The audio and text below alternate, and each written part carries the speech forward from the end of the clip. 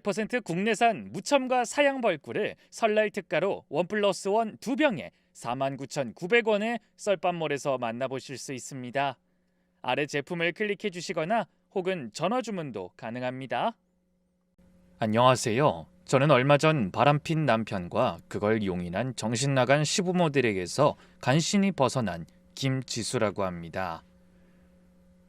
지금 이 글을 쓰면서도 손이 떨리네요. 분노 때문인지 허탈함 때문인지 아니면 그 모든 것에서 벗어났다는 해방감 때문인지 저도 잘 모르겠어요. 결혼이라는 게 뭘까요? 저는 10년이라는 시간 동안 그 답을 찾으려고 했습니다. 시댁 식구들에게 인정받으려고 했고 남편에게 사랑받으려고 했고 가정이라는 울타리 안에서 제 자리를 만들려고 발버둥 쳤죠. 근데 돌아온 건 뭐였을까요? 무시, 멸시, 배신이었습니다. 그래서 결심했습니다. 더 이상 참지 않기로요. 제 인생은 제가 살기로요. 이제부터 제 이야기를 들려드릴게요. 저는 편모 가정에서 자랐습니다.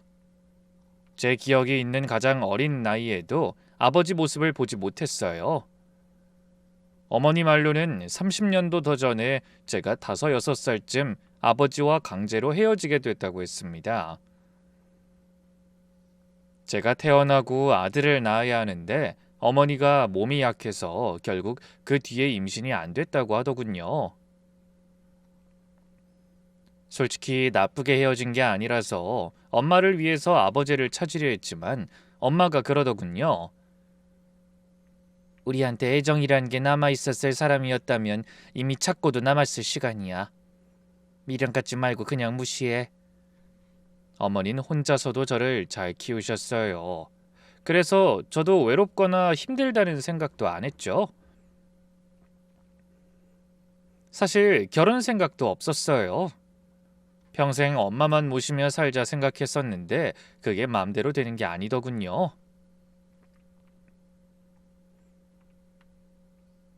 10년 전 저는 대학병원에서 간호사로 일하고 있었어요. 3교대 근무에 치여 살면서도 나름 보람을 느끼던 시절이었죠. 남편을 처음 만난 건 병원 복도에서였어요. 아버지가 입원해 계신다며 병실을 찾아 헤매는 남자가 있었거든요. 제가 안내해 드렸는데 그게 인연이 됐습니다. 교제를 시작하고 알게 된 건 남편 집안이 요양원을 운영한다는 거였어요. 시아버지가 설립한 요양원이고 남편은 원장직함을 달고 있다고 했죠. 전형적인 가족 경영이었어요. 나도 의료기관 쪽이라 지수 씨 일에 관심 많아요. 우리 잘 맞을 것 같아. 지금 생각하면 어이없죠? 의료기관이라니. 요양원은 의료복지시설이거든요. 그래도 그때는 별 생각 없었어요. 이미 진심이었으니까요.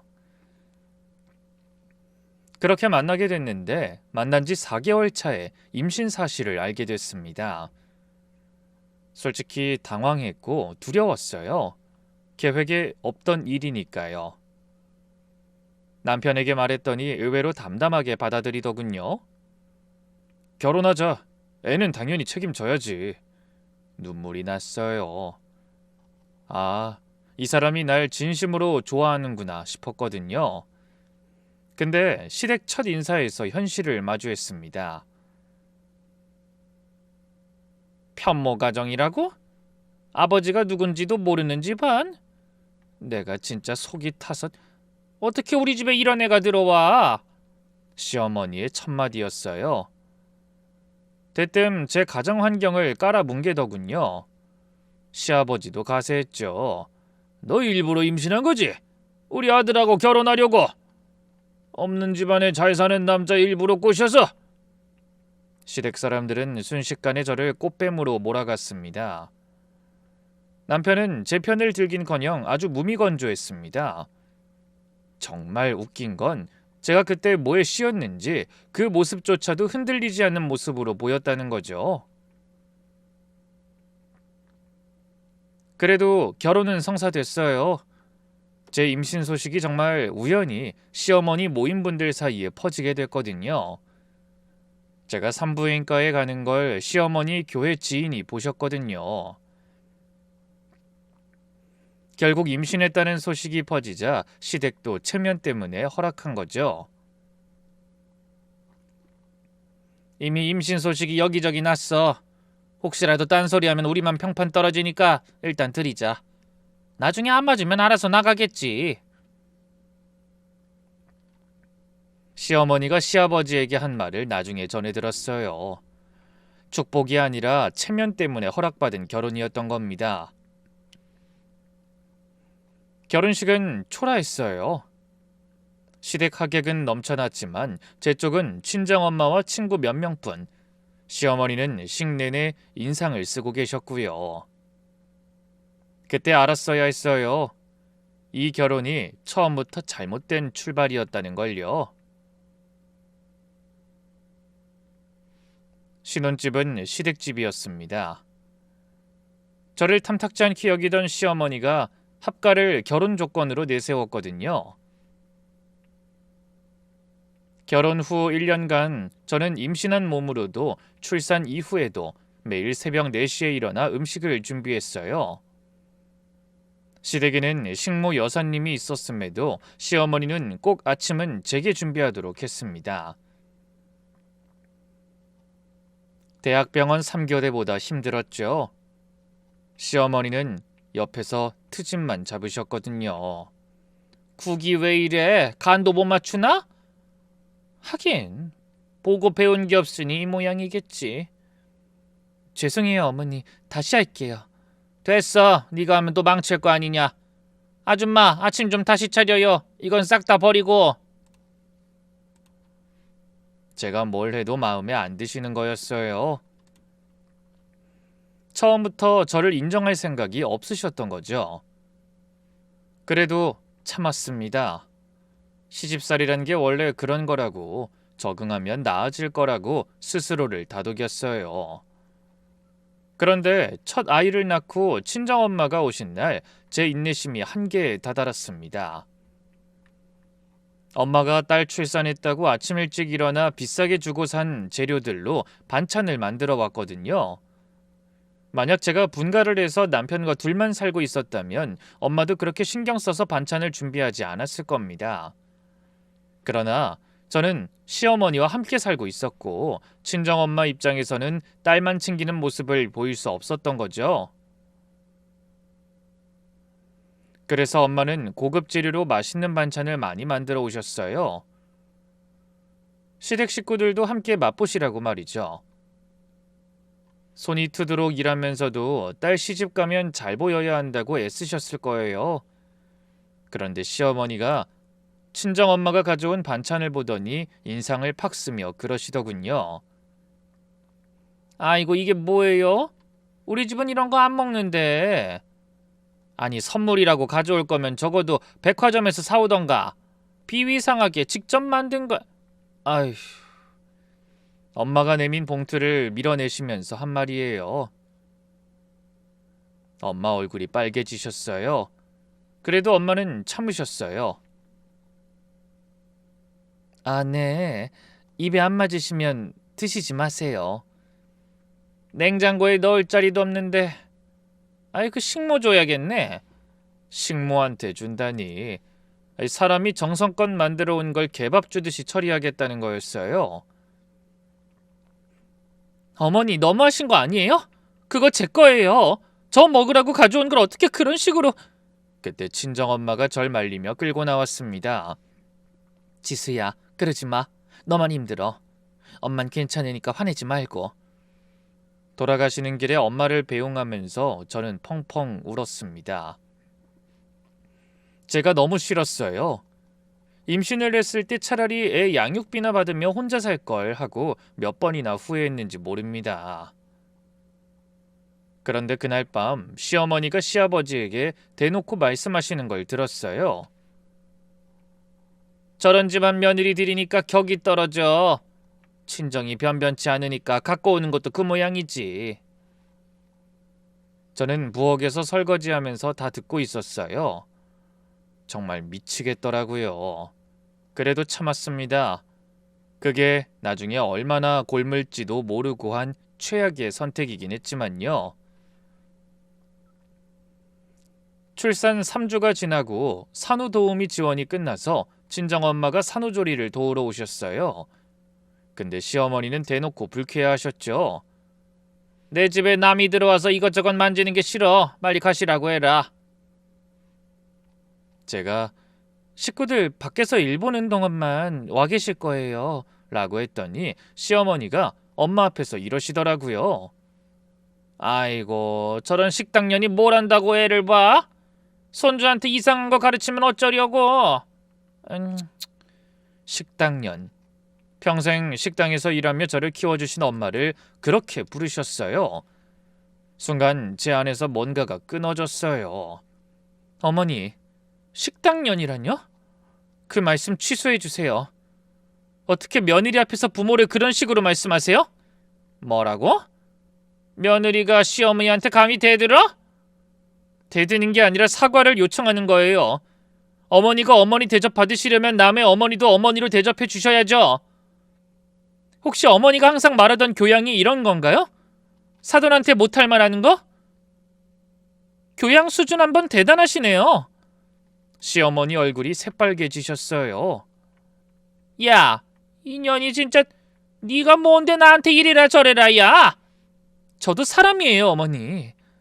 다음에 또 우리 엄마 욕하시면 저도 어머니 똑같이 부를 거예요. 어떤 단어가 좋을지는 어머니가 정하실래요? 제가 정하면 좋은 말이 절대 안 나올 것 같으니까. 시아버지까지 나와서 호통을 치셨어요. 야, 어디 어린 년이 버릇없이 어른한테 눈 크게 뜨고 대들어! 아버님, 전 대드는 게 아니에요.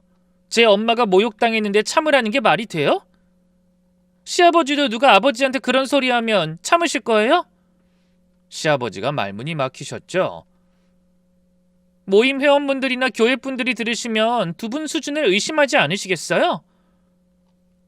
결국 제가 시어머니가 가장 중요하게 생각하는 평판을 건드리니 순간 움찔하며 건성으로 사과를 하더군요. 진심은 아니었겠죠. 하지만 그날 이후 적어도 우리 엄마 욕은 제 앞에서 안 하시더라고요. 대신 저와 시댁의 관계는 완전히 틀어졌습니다. 며느리가 대들었다고 온 친척들한테 소문이 퍼졌고 저는 시댁의 공공의 적이 됐어요. 그런 시댁에서 제가 투명인간 취급받던 시절 유일하게 저를 사람 대접해 주신 분이 계셨어요. 집안의 가사도우미였던 순자 아주머니였죠. 아가씨 밥 먹었어요? 내가 된장찌개 끓여놨는데. 항상 친정엄마처럼 챙겨주더라고요. 한 번은 궁금해서 물어봤죠. 아주머니, 저한테 왜 이렇게 잘해주세요? 순자 아주머니가 웃으시면서 말씀하셨어요. 나도 딸이 있어서 그런가 어쩔 수 없이 신경이 쓰이더라고요. 그리고 이렇게 좋은 집 살면서도 힘든 거 보니 안쓰럽고 그 따뜻한 말 한마디가 얼마나 큰 힘이 됐는지 몰라요. 차가운 시댁에서 유일하게 저를 사람으로 봐주신 분이셨으니까요. 같은 처지였기 때문에 저를 이해해 주셨던 것 같아요. 저도 아주머니가 힘들어하실 때 옆에서 얘기 들어드리고 가끔 선물도 사드리고 그랬어요. 그렇게 우리는 서로의 유일한 아군이 됐습니다. 결혼할 때 임신 중이었기에 결혼 후 저는 일을 쉬고 있는 중이었어요.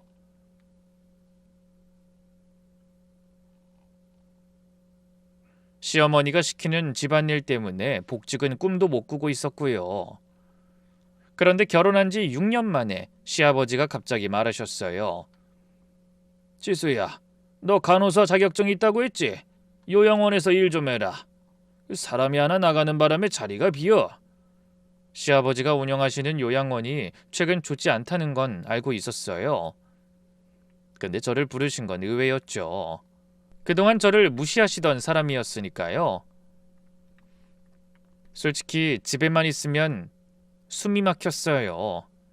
일이라도 하면 나을 것 같았고 제 경력도 살릴 수 있으니까 수락했습니다.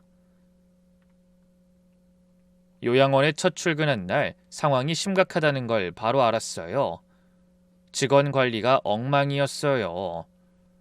직원들 월급은 거의 최저임금이었고 병원 관리 상태도 엉망이었습니다. 최대한 더 많이 우려먹으려고 환자는 많이 받아놓고 서비스는 엉망이었어요. 남편은 원장실에 앉아서 휴대폰만 보고 있더라고요. 여보, 여기 상황이 좀 심각한데? 뭐가? 잘 돌아가고 있잖아. 잘 돌아가다니요. 눈 뜨고 코 베이는 상황인데. 저는 조용히 개선을 시작했어요. 간호사 경력을 살려서 직원 근무표를 체계화하고 어르신 건강 체크 시스템을 만들었죠. 투약 관리 매뉴얼도 새로 작성했어요. 일하면서 사회복지사 자격증도 땄어요. 요양원 운영에 필요하더라고요. 6개월쯤 지나니까 보호자들 반응이 달라졌어요. 아이고, 여기 간호사분 바뀌셨나요? 요즘 아버지 상태가 확실히 좋아지셨어요. 김지수 선생님이시죠? 항상 친절하게 대해주셔서 감사해요. 시아버지도 흡족해 하셨어요. 며느리가 오고 나서 확실히 나아졌어. 근데 남편 표정은 어두웠어요. 네가 나서서 이것저것 바꿔. 나한테 먼저 말했어야지. 말했잖아요. 알아서 하라고 해서 한 건데 왜 그래요? 그렇긴 한데 내가 원장인데 내가 모르는 게 생기면 안 되지. 아, 이 사람이 신경 쓰는 건 요양원 상태가 아니라 자기 체면이구나. 그때 처음 깨달았어요. 시간이 지나면서 요양원에서 제 역할은 점점 커졌습니다. 행정 업무, 직원 관리, 보호자 상담, 어르신 케어까지 안 하는 게 없었죠. 솔직히 사람 하나만 더 뽑으면 끝날 일이지만 그건 남편과 시아버지가 절대 못하게 하더라고요. 자기들한테 올 돈이 줄어들까봐 걱정하더군요. 남편은 제가 입사한 후로 점점 뒷짐만 지게 됐어요. 아니, 원래부터 뒷짐만 졌는데 그게 더 눈에 띄게 된 거죠. 어느 날 한 보호자분이 저와 남편이 있던 사무실에서 웃으면서 이러시더라고요. 원장님, 김 실장님 덕분에 저희 어머니가 여기 계속 계실 수 있어요. 김 실장님 없었으면 요양원 옮길 뻔했다니까요. 그 말을 듣는 남편 표정이 굳어지는 게 보였어요. 그날 밤 집에서 남편이 폭발했습니다. 당신 대체 뭐 하는 사람이야? 내가 꼭 그런 말 듣게 만들어야겠어? 나 무시하는 거냐고? 내가 언제요? 난 그냥 내 일을 한 것뿐인데. 네 일? 그게 원래 내 일이거든? 원장이 나라고! 진짜 어이없더라고요. 아니, 일 맡길 땐 언제고 이제 와서 또 딴소리라니. 그럼 당신이 해요. 뭐 누군데 좋아서 하는 줄 알아요? 난 내 할 일만 할게요. 그러고선 진짜 일주일간 요양원에 안 나갔어요. 그랬더니 난리가 났죠. 이미 보고 체계가 제게 다 넘어오게 되어버려서 남편은 우왕좌왕만하다가 시아버지한테 혼났어요.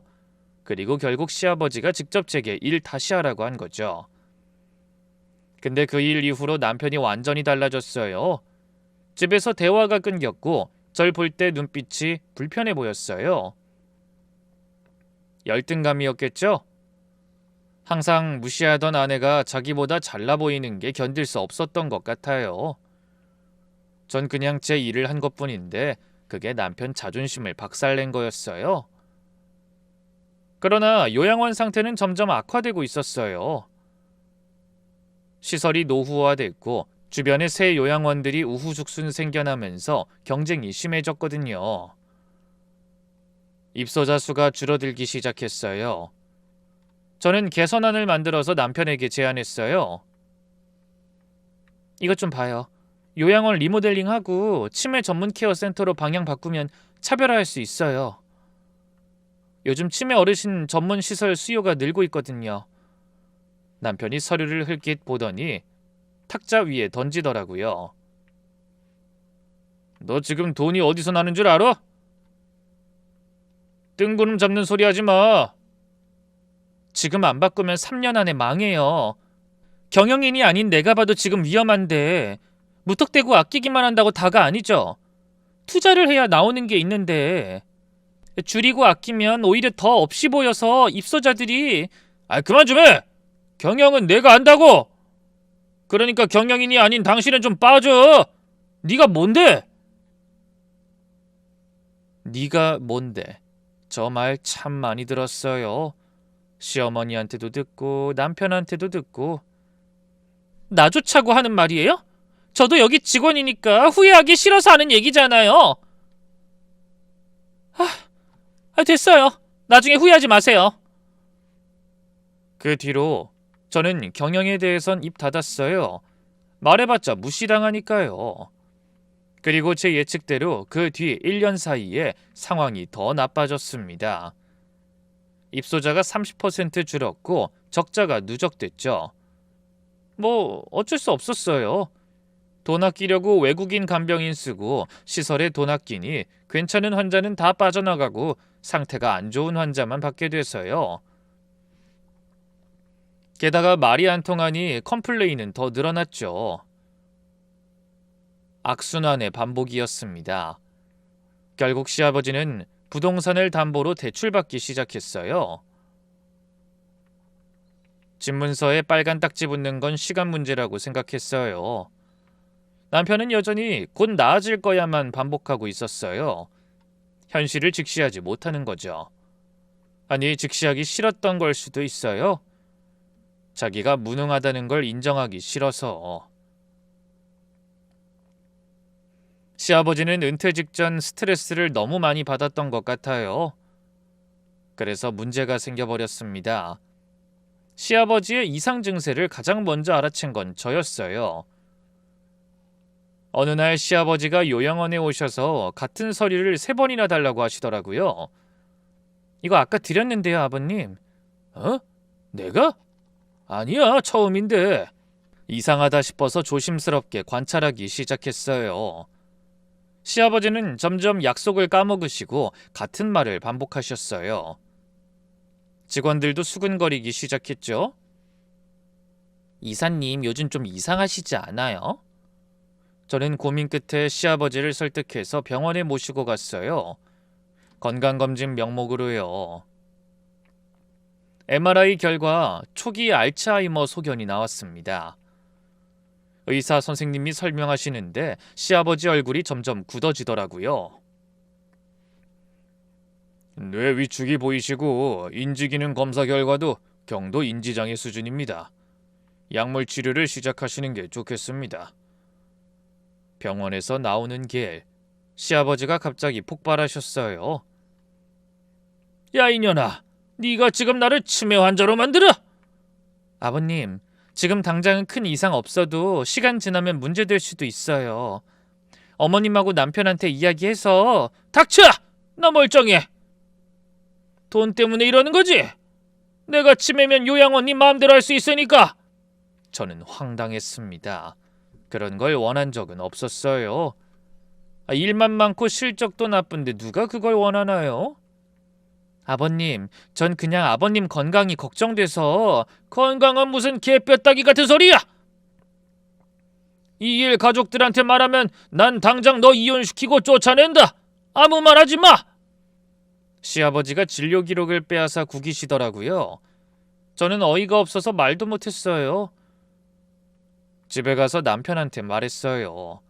제가 먼저 말 안 하면 시아버지가 어떻게 왜곡하실지 몰랐으니까요.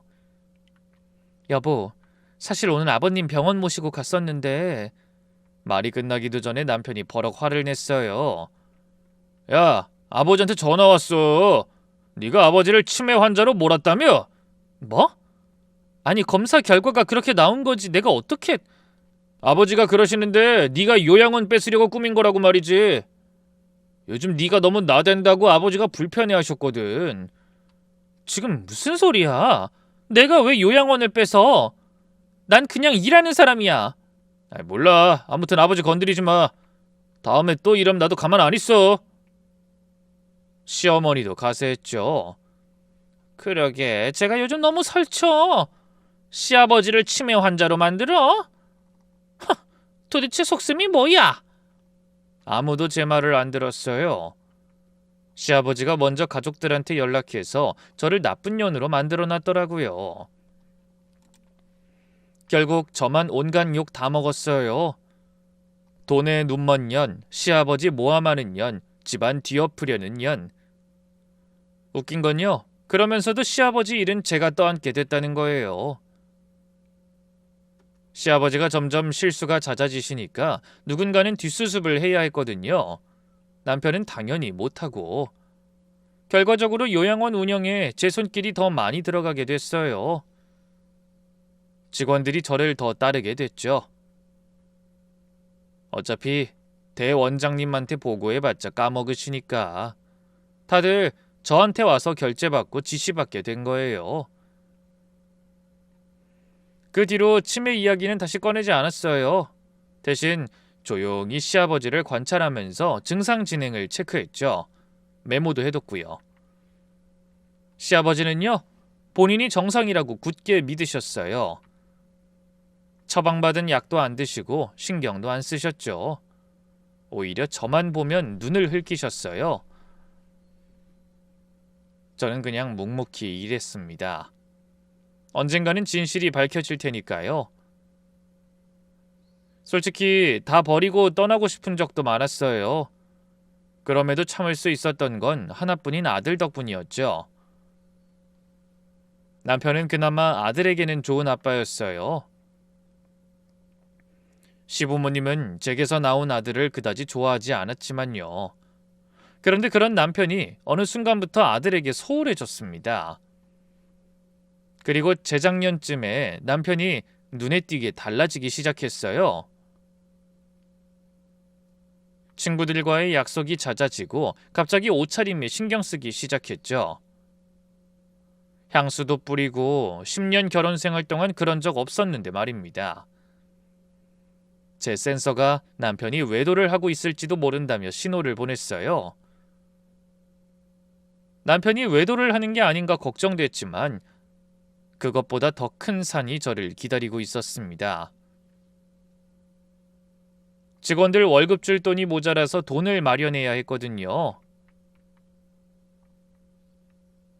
남편의 외도보다도 더 중요한 일이었어요. 그날따라 남편도 시부모도 연락이 되지 않았어요. 혼자 어떻게든 돈을 마련해봐야겠다며 은행가를 돌고 있었죠. 그런데 그때 전화가 왔습니다. 생각이 복잡해지려는 찰나 휴대폰이 울렸어요. 국제전화였습니다. 사실 이 번호로 이미 2번이나 전화가 왔었는데 바빠서 못 받았거든요. 보이스피싱일까 걱정도 됐고요. 그런데 3번째 똑같이 연락이 와서 전화번호를 사기 의심 조회와 스팸 번호 조회를 한 후 아무것도 걸리는 게 없어서 전화를 받았습니다. 김지수 씨 되십니까?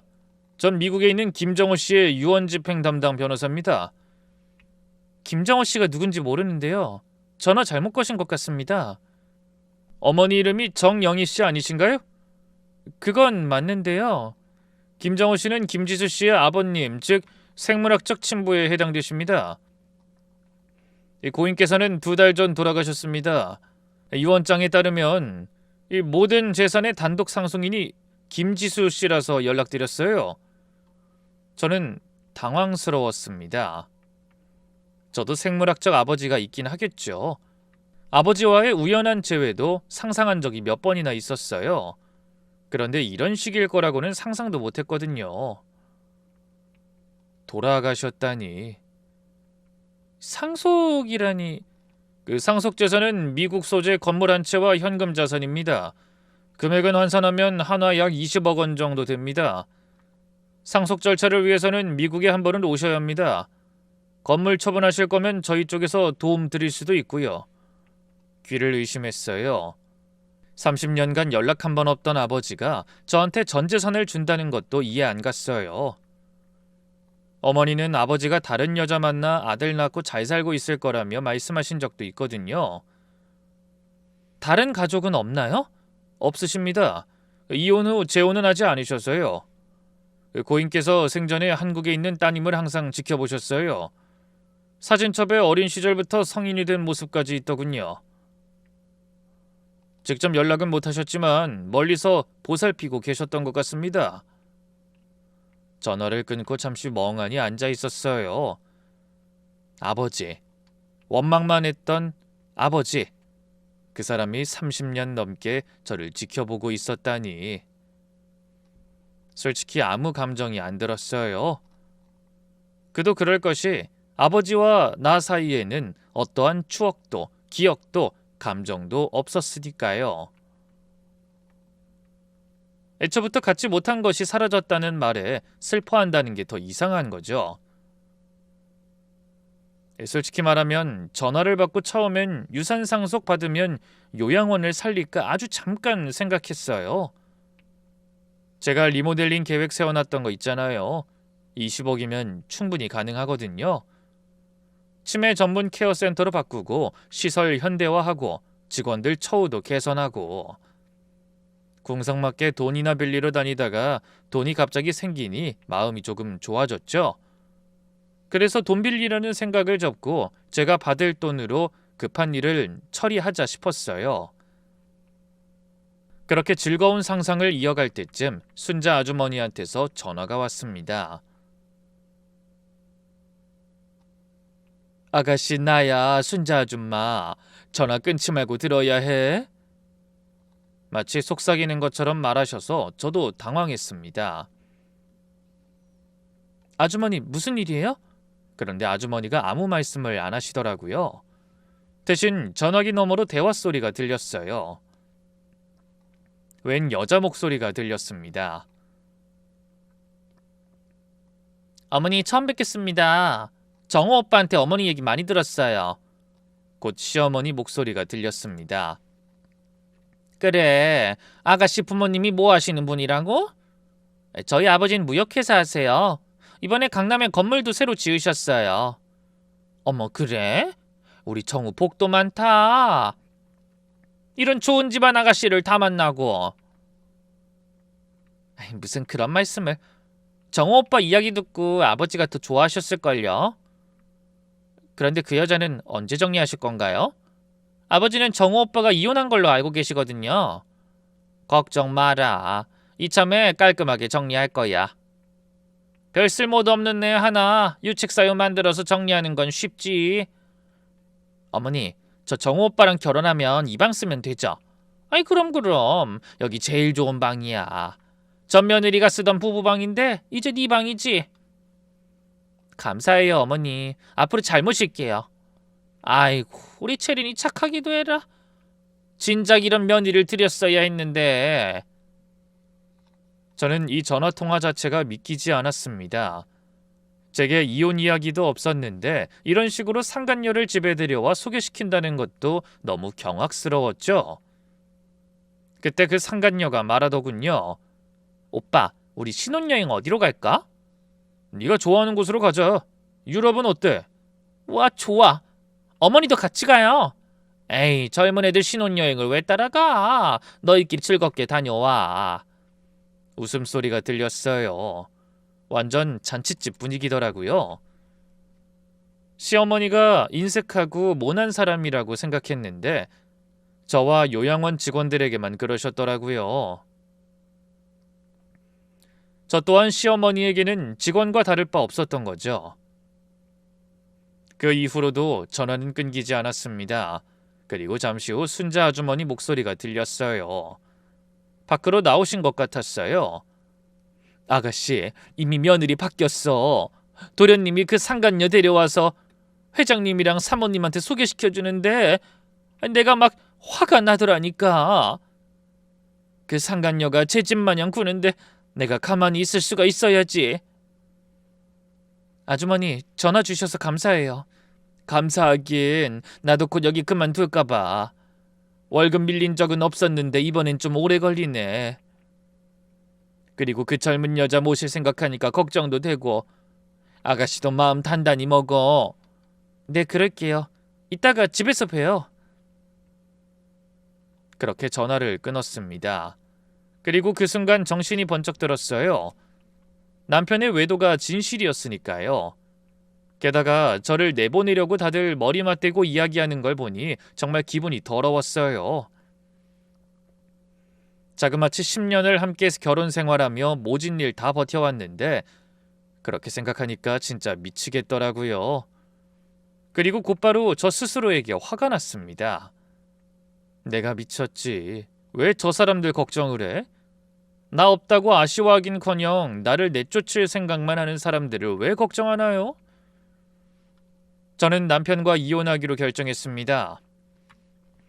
외도에 시부모의 괴롭힘, 두 가지 다 이혼 사유로는 차고 넘쳤어요. 남편이 헤어지자고 하기 전에 제가 먼저 이혼을 요구하기로 했어요. 저는 전화를 끊고 바로 행동에 들어갔습니다. 먼저 요양원에 사직서를 내기로 했습니다. 사직서를 수리할 사람은 남편과 시부인데 둘 다 없었으니 조용히 사라지기엔 무리가 없었어요. 남편 없는 남편 집무실 책상 위에 사직서를 놓아두고 저는 인사 담당 직원에게 향했습니다. 오늘부터 밀린 연차 20일 다 쓸게요. 오늘부터 안 나옵니다. 인사 담당 직원이 기겁했어요. 마침 요양원 평가가 일주일 앞으로 다가와 있었거든요. 요양원의 평가 등급은 어르신 유치에 좋은 홍보 수단이기도 하고 여러모로 중요한 일이었거든요. 잠깐만요. 그럼 평가 준비 누가? 원장님께서 하실 거예요. 그게 원래 원장님 일이잖아요. 그리고 원장님 오시면 꼭 제 사직서 수리해달라고 하고요. 저는 일 잘하고 저와 친분이 있던 직원들을 따로 찾아가 말했습니다. 저 그만두고 나가서 새로 요양원 차릴 거예요. 혹시 관심 있으시면 연락 주세요. 직원들 표정이 묘해지더라고요. 여기 상황이 어떤지 다들 알고 있으니까요. 월급도 밀리고 경영도 엉망이고 게다가 최후의 방패막이인 저마저 나가니 당황스러웠을 겁니다. 미국 갈 준비를 하려면 일단 시어머니와 남편이 있는 집으로 가야 했기에 저는 순자 아주머니에게 전화해서 시댁 식구들이 있는지 확인했습니다. 넷이서 오붓하게 식사하러 나갔대서 후다닥 가서 캐리어에 간단한 짐을 챙겼습니다. 제 짐과 아들 것까지요. 애는 친정에 맡길 생각이었거든요. 시부모에게 인정받지 못하는 손주였어요.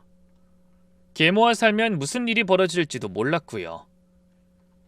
제가 능력이 없는 것도 아니고 애는 제가 키우기로 이미 마음먹고 온 상황이었습니다. 제가 일하는 시간에 집에 들어오니 순자 아주머니가 그러더군요. 아가씨, 어딜 가길래 급히 와서 캐리어까지 챙겨요? 저 미국 갔다 올 거예요. 제 친아버지가 사망하셔서 재산 상속받으러 오라고 하더라고요.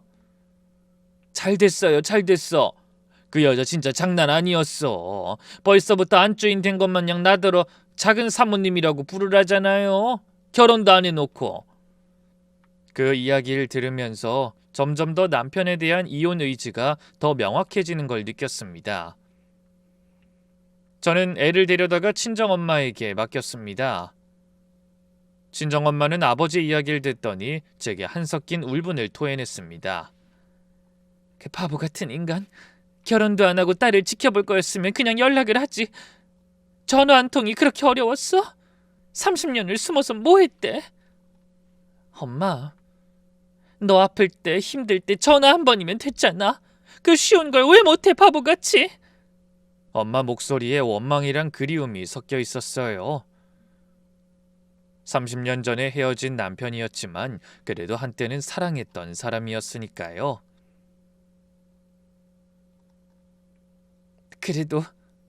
그래도 지수 너한테 다 남겼구나. 그 인간 나름대로는 미안했나 보다. 엄마가 또 우셨어요. 엄마, 이제 고생 안 해도 돼. 내가 다 할게. 애만 잠시 맡아줘. 그래, 애는 걱정 마라. 내가 잘 보고 있을게. 정신 나간 너희 시댁이나 네 남편이 와도 절대 안 뺏길게. 그리고 지수야, 솔직히 이혼 정말로 축하한다. 참고 살 필요 없어. 아니면 버릴 줄도 알아야지.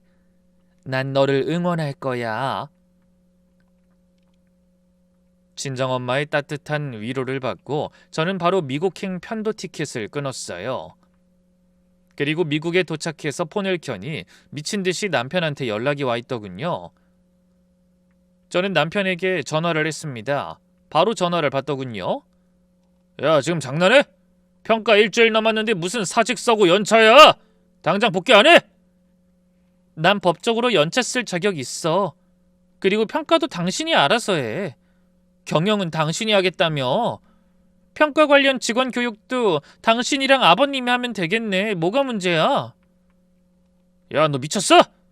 그거 네가 준비해야 되잖아. 저번에도 당신이 했고. 맞아, 내가 다 했지. 근데 그거 원래 당신이 일이었잖아. 이젠 당신이 해야 되지 않겠어? 아, 아니면 당신하고 재혼할 여자한테 맡기던지. 뭐? 갑자기 그게 무슨 헛소리야? 남편이 눈에 띄게 당황한 목소리로 되묻더군요. 집에 새 며느리 될 여자 당신이 데려왔잖아. 두 분 마음에 꼭 드셨다며? 잘 됐네. 나도 이혼하려고 생각했는데. 아, 그리고 돈 빌릴 때 알아봐.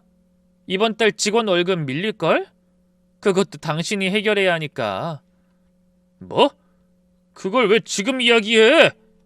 난 당신한테 몇 번이고 이야기했고 서류도 올렸어. 상간녀랑 붙어먹느라고 일은 뒷전이었던 당신이 못 본 거지. 남 탓을 왜 해? 그리고 일 그만두는 판국에 내가 그런 것까지 해줄 필요는 없잖아. 저는 그렇게 이야기하고 전화를 뚝 끊고 연락을 받지 않았습니다. 알아서 하겠지 싶었어요. 저는 미국에서 상속 절차를 마치고 2주 만에 한국에 돌아왔습니다. 다행히 아버지의 변호사가 저를 많이 도와주셨거든요. 그리고 저는 곧장 준비해뒀던 서류를 챙겨 요양원에 두고 온 제 짐을 챙기러 갔습니다. 요양원에 들어서는데 분위기가 아주 살벌하더군요. 제가 들어가자 저와 제일 친한 간호사가 달려오더니 급하게 물었습니다. 실장님 그만두세요? 아, 그때 휴무였죠? 그렇게 됐어요. 저 다른 곳에 요양원 오픈할 건데 생각 있으면 와요.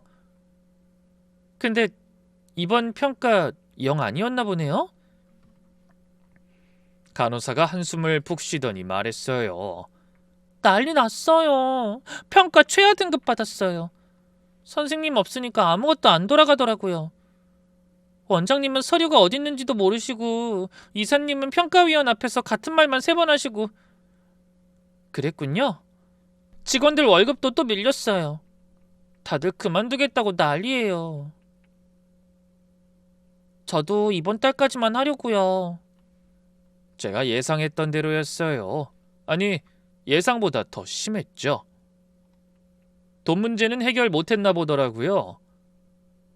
짐을 정리하고 있는데 갑자기 남편이 들이닥쳤어요. 얼굴이 벌겋게 달아올라 있더라고요. 야, 너 지금 어디서 뭐 하다 온 거야? 뭐긴 뭐야. 연차 쓰고 뭘 하든 내 맘이지. 내가 뭘 하든 당신이 뭔 상관이야. 항상 존댓말 써주던 제가 반말을 하니 잠깐 주춤하던 남편이 제게 다시 큰 소리를 치더군요. 네가 요양원을 이 꼴로 만들어놓고 지금 짐 챙기러 와?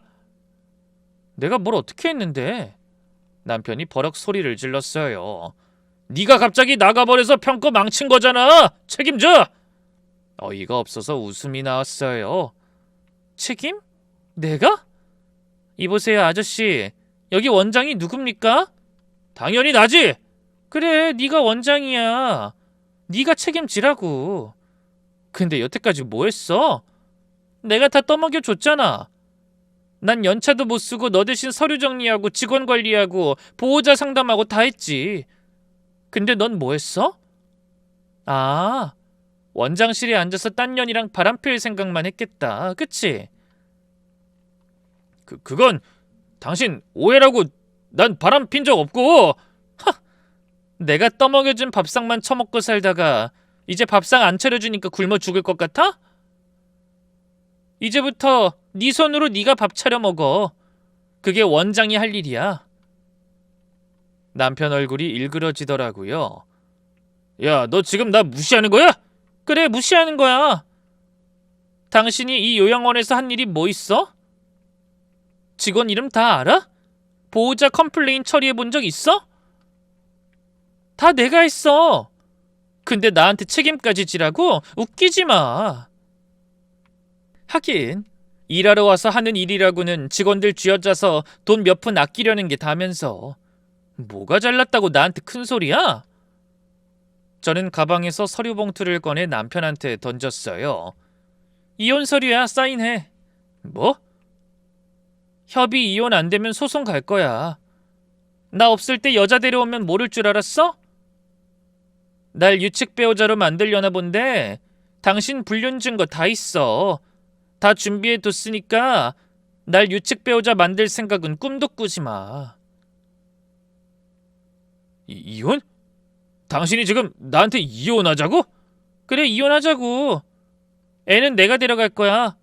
그리고 내가 마음고생한 만큼 다 받아낼 테니 기대하라고. 남편이 멍하니 서류를 보더라고요. 그때 시어머니가 들어왔습니다. 남편 뒤를 쫓아오신 것 같았어요. 야, 이년아. 네가 지금 뭐 하는 거야? 우리 집안 망하게 해놓고? 어머니, 저 바쁘거든요. 할 말 있으면 짧게 하세요. 지금 그게 며느리가 시어머니한테 할 소리야? 며느리요? 어머니 새 며느리 있잖아요. 그 상간녀한테나 하세요. 이제 절 며느리로 생각하지도 않잖아요. 시어머니 얼굴이 새파랗게 질렸어요. 그리고 어머니, 시아버지 치매 이야기요. 1년 전에 제가 병원 모시고 갔다가 진단받은 거 그때 어머니한테도 말씀드렸죠? 그때는 영감이 그때 저한테 뭐라고 하셨죠? 도둑년이 시아버지 치매로 몰아서 요양원 뺏으려고 한다고 하셨잖아요. 저 그거 못 잊어요. 그 통화 녹음 아직 있어요. 다 녹음돼 있으니까 제가 며느리 도리를 못했다느니 그런 일로 이혼 사유 만들려고 하지 마세요. 시어머니가 움찔하셨어요. 저한텐 어머니가 제 친정어머니를 식당년이라고 불렀던 일이라거나 매번 저를 무시하고 괴롭혔던 일들에 대한 증거가 다 있거든요.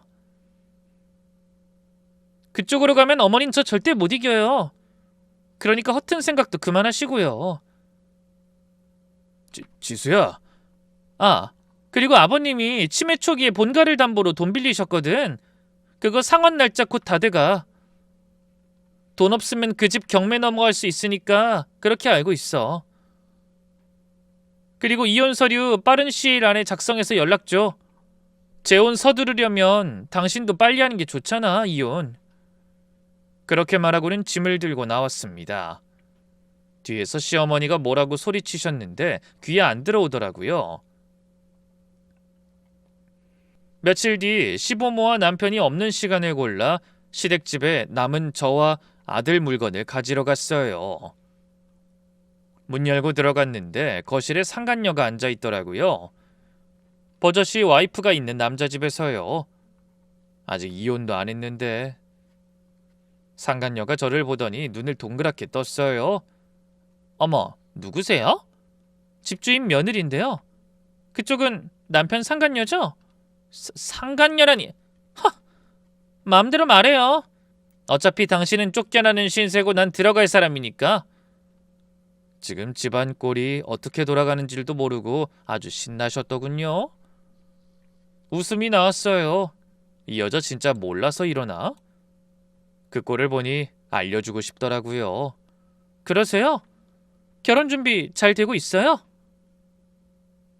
네, 시어머니도 절 너무 좋아하시고요. 정우 오빠가 능력 있으시니까 앞으로 잘 살 것 같아요. 날 위해 이혼하겠다는 남자니까 앞으로 원하는 대로 다 해주겠죠. 하, 능력이요? 네, 요양원도 운영하고 원장님이시잖아요. 아, 그 요양원이요? 제가 웃으면서 말했어요. 그 요양원 곧 망할 것 같던데. 잘 알아본 거 맞죠? 제가 웃으며 말하자 상간녀 얼굴이 굳어졌어요. 네? 평가 최하 등급 받았고요. 직원 월급도 밀렸어요. 빚이 얼마인지는 능력 있는 남자에게 물어보세요. 거짓말하지 마요. 이혼한다고 이런 식으로 이간질 시켜봐야 아무 소용 없어요. 거짓말이면 좋겠네요. 근데 사실이에요. 상간녀 얼굴이 점점 일그러지더라고요. 통쾌했어요. 그리고요, 시아버지 드실 분 치매인 건 알죠? 남들 평판 생각해서 요양원도 안 보내고 집에서 모실 생각이던데 잘해봐요. 뭐라고요? 초기 알츠하이머요. 지금도 꽤 진행됐고요. 앞으로 더 나빠지지 않을까요? 치매는 낫는 병이 아니니까. 상간녀가 입을 벌린 채 말을 못하더라고요. 그리고 하나 더요. 그 능력 있다는 남자 원장실에 앉아서 폰만 했어요. 그 요양원 실질적으로 운영한 건 저예요. 상간녀인 당신이랑 놀아난 것도 제가 번 돈으로 한 거예요. 밥 사주고 선물 사주고 호텔 가고 다 제가 벌어들이는 요양원 수익으로 번 월급으로 사준 거겠죠? 상간녀 얼굴이 새하얘졌어요. 앞으로 결혼해서 치매 시아버지 잘 모시세요. 무능한 남편도 잘 건사하시고요. 빚도 같이 떠안으시는 거 아시죠? 빚이라니... 설마 아니죠? 그때 현관문이 열리더니 남편이 들어왔어요. 체리나 나와... 야, 너 왜 여기 있어? 남편이 저를 보고 눈을 부라렸어요. 근데 상간녀가 먼저 남편한테 달려들었어요. 오빠, 이게 뭐야? 요양원 망했다며. 뭐? 누가 그래? 이 여자가 방금 말했어. 평가 최하 등급에 직원 월급도 못 주고 있다면서? 남편 얼굴이 새파래졌어요. 그건 지금 상황이 좀 안 좋아서. 그리고 시아버지가 치매라면서 그건 또 뭐야? 체리나 진정해. 아버지는 그냥 좀 깜빡깜빡 하신 거야. 깜빡깜빡하는 게 치매 아니야? 나한테 왜 말 안 했어? 나한테 떠넘길 생각이었어? 둘이서 싸우기 시작했습니다. 저는 구경했죠. 재밌더라고요. 역시 강 건너 불구경이 재밌더라고요. 오빠 나한테 거짓말한 거야? 집안 잘 산다며. 요양원 잘 된다며. 거짓말 아니야. 원래는 잘 됐어.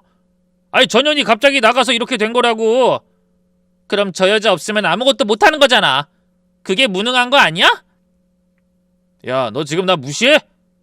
무시 안 할 이유가 있어? 웃음이 터져나왔어요. 참으려고 했는데 안 되더라고요. 뭐야, 뭐가 웃겨? 남편이 저한테 소리쳤어요. 아니, 그냥 재밌어서. 인연이 진짜... 나 갈게요. 두 분이서 잘 얘기해요. 행복하세요. 저랑 애 물건 싹 다 챙겨서 들고 나왔어요. 뒤에서 둘이 계속 싸우는 소리가 들렸는데 신경 안 썼어요. 그 다음날 저녁 순자 아주머니한테서 전화가 왔어요. 아가씨 나야. 집 완전 난리 났어. 왜요 아주머니? 집에 도둑 들었거든. 네? 사모님 금고에 있던 폐물이랑 현금이 싹 없어졌어. 5천만 원어치. 범인은 잡혔어요? 알고 보니까 그 상간녀 소행이던데. 뭐요? 어제 아가씨 그렇게 나가고 그 상간녀가 어제 이 집에서 잤거든. 근데 오늘 낮에 상간녀가 나한테 심부름 시켜놓고 금고 물건 다 털어갔더라고. 우와. 근데 더 충격적인 게 그 상간녀가 전과자더만. 전과자요? 응. 절도전력에 사기전력도 있대. 무역회사 딸에 아빠가 강남에 건물 있다느니 하던 것도 싹 다 거짓말이었어. 그냥 꽃뱀이었던 거야. 지금 집안이 완전 뒤집어졌어. 사모님이 그년 잡아 죽이겠다고 난리고 도련님은 멘붕이야. 그렇겠네요. 아가씨는 괜찮아? 저요? 저 너무 괜찮아요. 오늘 최고로 기분 좋네요. 저는 아버지의 유산으로 요양원을 지었어요. 시댁 요양원 바로 옆에요. 건물 올리고 시설 최신식으로 꾸미는데 반년 걸렸어요. 치매 전문 케어센터로 만들었죠. 제가 예전에 남편한테 제안했던 그 계획 있잖아요. 그거 그대로 실현한 거예요. 오픈 준비하면서 직원 모집했는데요. 시댁 요양원에서 나온 직원들이 거의 다 지원했어요. 제가 떠나기 전에 떡밥 뿌려놨잖아요. 새로 요양원 차릴 건데 관심 있으면 오라고요. 시댁 요양원 직원 절반 이상을 제가 데려왔어요. 그쪽은 이제 굴러가지도 않겠죠. 그리고 그때쯤엔 남편과의 이혼도 마무리가 됐습니다. 물론 남편이 유책 배우자라서 저한테 유리하게 끝났죠. 아들 양육권도 제가 받아올 수 있었어요. 그리고 오픈 한 달쯤 됐을 때 시댁 식구들이 찾아왔어요. 남편이랑 시어머니가 같이 왔더라고요. 얼굴들이 험악했어요. 야, 이게 뭐야? 우리 직원들을 다 빼가? 남편이 고함을 질렀어요. 그럼 월급을 제때 줬어야죠. 제가 월급 안 줬어요? 쥐꼬리만한 월급도 늦게 주는데 누가 거기서 일해요? 쥐꼬리? 그러는 너는 돈이 어디서 나서 요양원을 지었어? 시어머니가 드디어 잡았다는 표정으로 끼어들었어요. 너 우리 요양원 돈 횡령했지? 경찰 부를 거야? 횡령이요? 웃음이 나왔어요. 제가 그쪽 요양원에서 받은 건 월급뿐이에요. 퇴직금은 받지도 못했고 수익은 다 세 사람 주머니로 들어갔잖아요. 누굴 엮으려고. 다 뒤져봐요. 뭐 횡령? 요양원에 돈이 씨가 말랐는데 횡령은 무슨? 그럼 이 돈이 어디서 났어? 설명해봐. 아, 이거요? 친정아버지 유산이에요. 둘이 멈칫하더군요. 뭐? 네가 아빠 없는 거 우리가 뻔히 아는데 무슨 거짓말을. 아버지 없이 태어나는 애가 어딨어요. 저도 어린 시절 보고 한 번도 못 본 아버지가 있었더라고요. 미국에서 돌아가셨는데 저한테 전 재산을 다 남기셨던데요. 그래서 연차 쓰고 미국 갔다 왔죠. 미국 소재 건물 한 채에 현금 자산이라 한국 돈으로 하니 요양원 차리고도 남더라고요. 시어머니 눈이 휘둥그레졌어요. 남편도 입을 떡 벌렸고요. 그 돈을 다 받았다고? 네. 어머니가 항상 저희 집 아버지 없다고 무시했는데 살다 보니 참 별일이 다 있어요. 그쵸? 둘 다 꿀먹은 벙어리가 됐습니다. 얼마나 아까웠겠어요. 아주 잠깐만 참았으면 그게 자기들을 위한 것이 될 수도 있었을 테니까요. 사실 그 돈 받고 나서요. 당신네 요양원 살릴까 고민했어요. 시어머니 얼굴이 휙 변했어요. 뭐라고? 제가 세웠던 리모델링 계획 있잖아요. 남편이 뜬구름 잡는 소리라고 무시했던 그거. 그 돈이면 충분히 가능하고도 남았으니까. 그럼 근데요. 딱 그때 알았지 뭐예요? 남편이 상간녀를 집에 데려와서 시부모님한테 인사시켰다는 걸. 시어머니 얼굴이 새파랗게 질렸어요. 그거 알고 나서 결심했어요. 아, 저 사람들한텐 1원도 안 쓰겠다고. 내 돈으로 내 요양원 차리겠다고.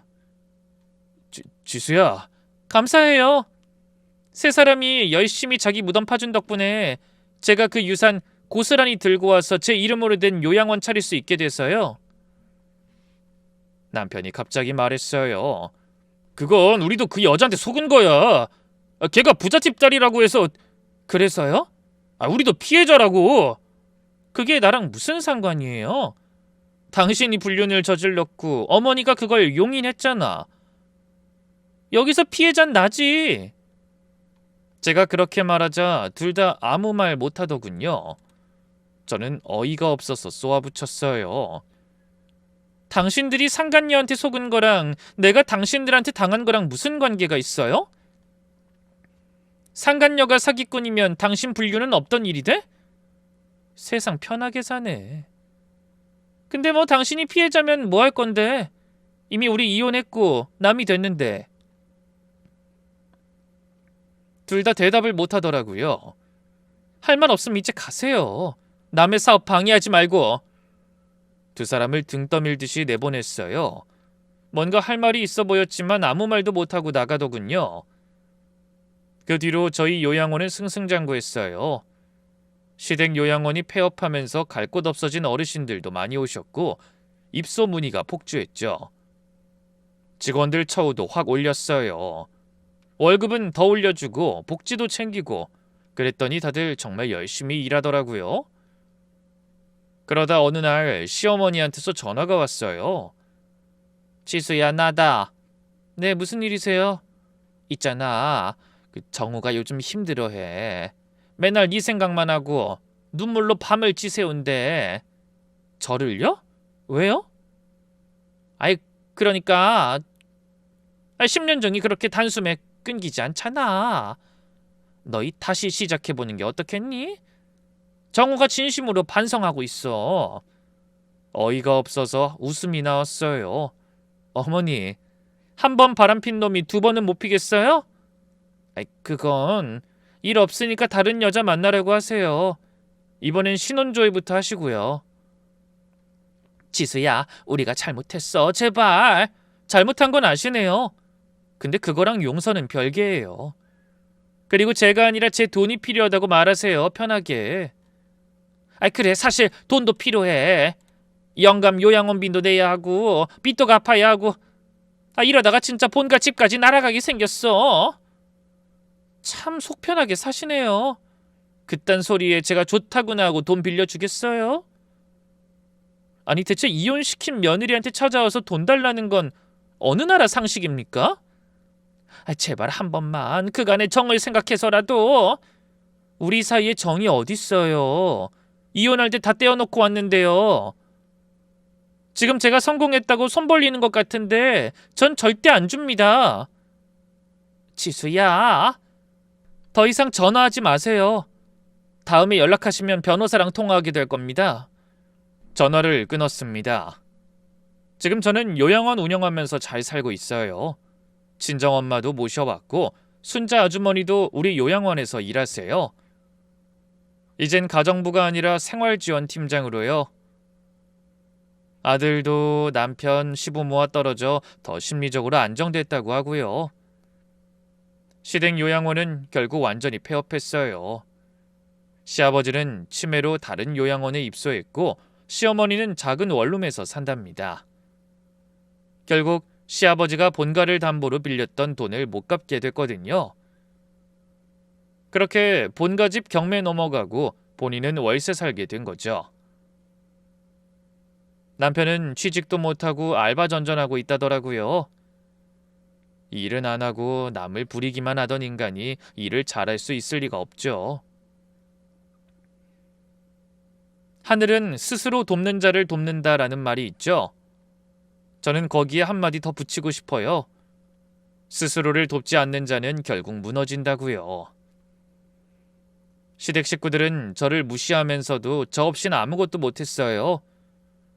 스스로 노력하지 않고 남한테 기대기만 했죠. 결국 기댈 곳이 사라지니까 무너진 거예요. 남편은 열등감에 쩔어서 저를 미워했지만 정작 실력을 키울 생각은 안 했어요. 자기보다 잘난 아내가 싫으면 자기가 더 잘하면 될 일이잖아요. 그게 어려우니까 다른 여자한테서 위안을 찾은 거죠. 저는 달랐어요. 무시당하면서도 제 자리를 만들었고 실력을 쌓았고 스스로를 지킬 힘을 길렀어요. 그래서 떠날 수 있었고 새로 시작할 수 있었어요. 여러분도 힘드시더라도 포기하지 마세요. 지금 당장은 아무도 알아주지 않더라도 노력은 배신하지 않아요. 언젠가는 반드시 빛을 발하는 날이 옵니다. 긴 글 읽어주셔서 감사합니다.